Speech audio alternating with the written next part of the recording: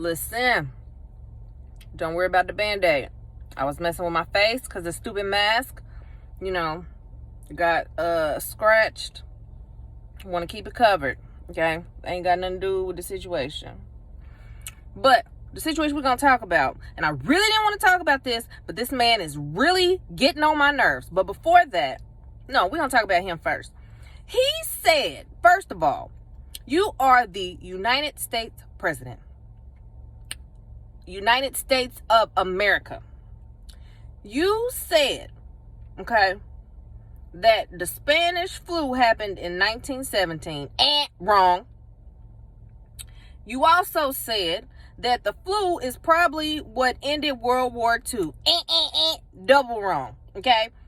Because you do realize that World War II did not start until 1939 and ended in 45. So you mean to tell me that this flu that started a whole year before it really started lasted for decades, hitting new soldiers that wasn't even in the war?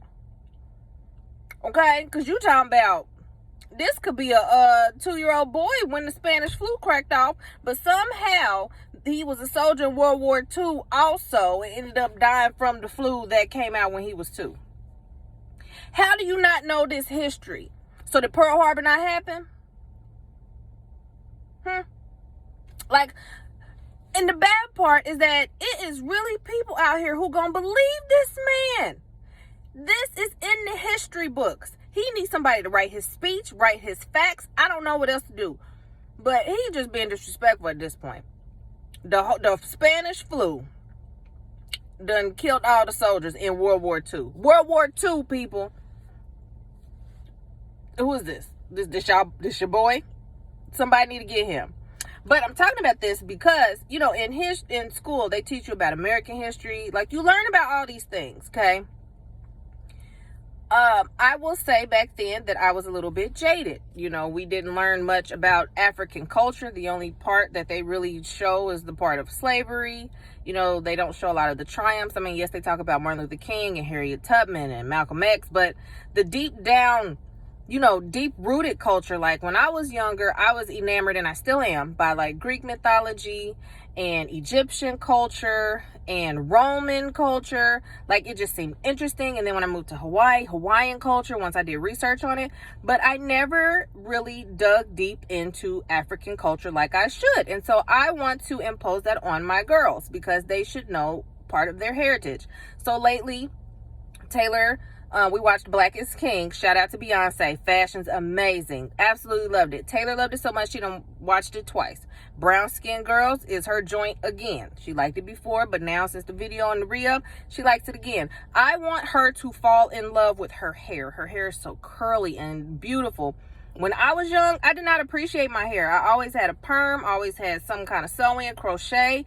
Not until about 2 years ago did I actually fall in love with my naturally curly hair. Not only do I want my girls to fall in love with their hair and what they look like and the skin color, I want them to fall in love with who they are.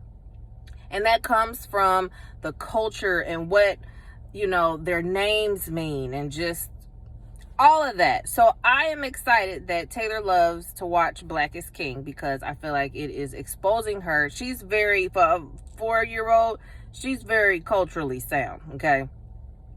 And so I'm just trying to show them that it is perfectly fine to be the way you are, the color you are. I remember back in the day, everybody was like, Kelly Rowland is ugly because she's darker skinned. That ain't the truth. Kelly is gorgeous. You hear me? There's so many things when I was a kid that I realize now that I just want to show my daughters and expose them to now so that when they grow up, they will have their own formed decision. But I say this because we are going to study our culture, our heritage. Why? So that we don't make idiotic mistakes like this fool talking about the Spanish flu that ended World War II. I don't know. I can't even. I hope y'all having a good Tuesday.